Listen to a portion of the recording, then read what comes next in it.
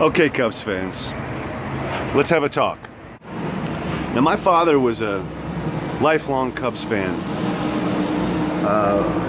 His dad was a Cubs fan, and brothers were Cubs fans. We were raised to be Cubs fans. So I understand the long-suffering emotions of 108 years of not winning a World Series, not even being in a World Series since 1945.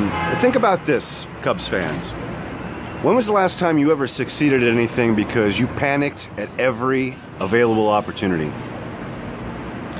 When was the last time you had a positive outcome because you worried about it so much and you couldn't see a positive conclusion? Who have you ever known to be successful because they had the tendency to panic? I mean, haven't you ever seen Walking Dead? Now, when you watch The Walking Dead, what happens when people panic? It's very clear. They die. The people who keep their heads survive. And another important thing to remember is that pressure is a privilege. That's one of the things that my dad taught me. Pressure is a privilege. And these are professionals.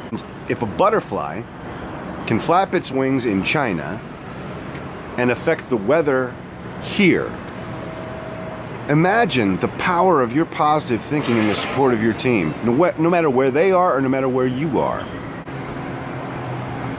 And if you're prone to panic, or if you're prone to waste energy on worry, and worry is the most wasted energy in the world.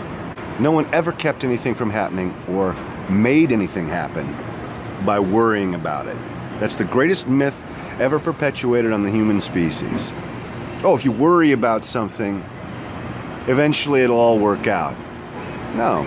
If you think positively about something, then you're going to have a positive outcome. You got to see it, you got to prepare for it, and you've got to act positively. This is a big lesson for me. I mean, one of the biggest things I've ever learned is that, there is a power in positive thinking. Worry and panic and fear are things that are taught. Think back to the early 90s and the Bulls versus the Pistons. Now, how many times did we know that we had the better team, that we had the better players, we had Michael Jordan? And how much we enjoyed watching those playoff games, even though they went down to the bitter end and Detroit kicked our ass 3 years in a row. Right before the final in the playoffs. The final playoff game, the Pistons would win. You didn't find people going, to hell with the Bulls, I'm never going to watch them again. No. After 3 years of getting their ass kicked by the Pistons, what happened? 3 years of championships. Stick by your team. Think positively, man. Don't panic. You shouldn't be panicking in life anyway. What you learn about being a Cubs fan is you learn a lot about yourself. And remember, pressure is a privilege. Do your best and apply it to everything. And when that energy goes out into the world, you're like a butterfly flapping its wings for the Cubs. And I guarantee you, once you get over that hump of worrying and panic, the team is going to start playing a lot better in your eyes as well. So stay positive, Cubs fans. We can do this. And if we don't do it this year, it's not your fault. It's not because you didn't do enough. And it's not because they didn't do enough.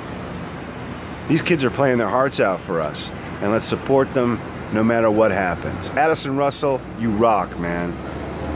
I'd rather have you at shortstop than anybody. Let's support our team. And let's make ourselves better by making our team better. I guarantee it's going to work. It's a brand new day, guys. Go Cubs.